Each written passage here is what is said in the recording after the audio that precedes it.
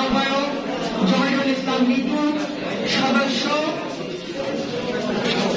মঞ্জুরুল ইসলাম হিসান, সদস্য সিরাজুল হক বিভাগ, সদস্য সাইদ খোকন, সদস্য নুরুল ইসলাম ফরিদ এবং আজকের এই আলোচনা সভার সঞ্চালনায় রয়েছেন মহানগর বিএনপির সংগ্রামী সদস্য নওশাদ নান্টু।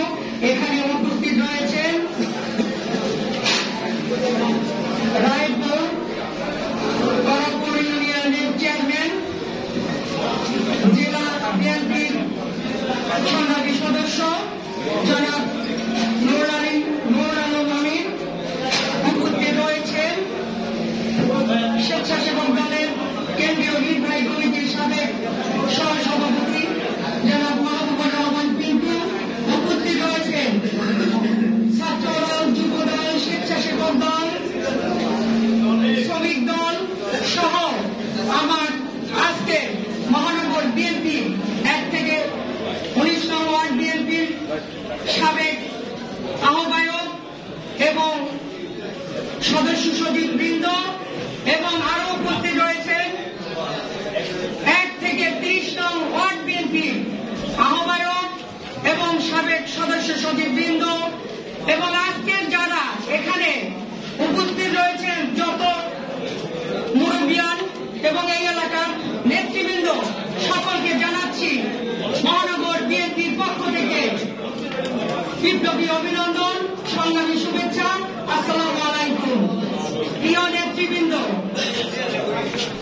আজকে প্রথমেই আমার শহীদ প্রেসিডেন্ট জিয়াউর রহমান, যিনি জন্ম না নিলে বাংলাদেশ নামব এই মানচিত্রটি জন্ম হতো না, তিনি ঘোষণা না দিলে আজকে আমরা এই বাংলাদেশকে পেতাম কিনা জানি না। সেই শহীদ প্রেসিডেন্ট জিয়াউর রহমানের রুহের মাগফিরাত কামনা করে আমি আমার বক্তব্য শুরু করছি। শহীদ প্রেসিডেন্ট জিয়াউর রহমান, যার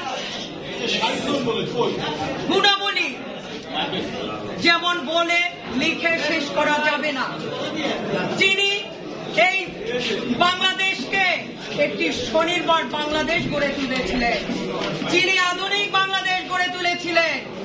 আপনারা জানেন 1965 সাল থেকে তিনি পাক ভারত যুদ্ধেও তিনি তার মেধাদীপ্ত যুদ্ধে তার মেধা দিয়ে তার স্থান করে নিয়েছিলেন। তিনি 1971 সালে স্বাধীনতার ঘোষণা না দিলে আজকের এই বাংলাদেশের স্বাধীনতা আসতো কিনা আমি জানি না। আপনারা জানেন সেই সময় যার কথা বারবার এতদিন ভুল ইতিহাস আমাদেরকে শোনানো হয়েছিল, সেই শেখ মুজিবুর রহমান কিন্তু সেদিন পালিয়ে গিয়েছিল ওই পাকিস্তানে।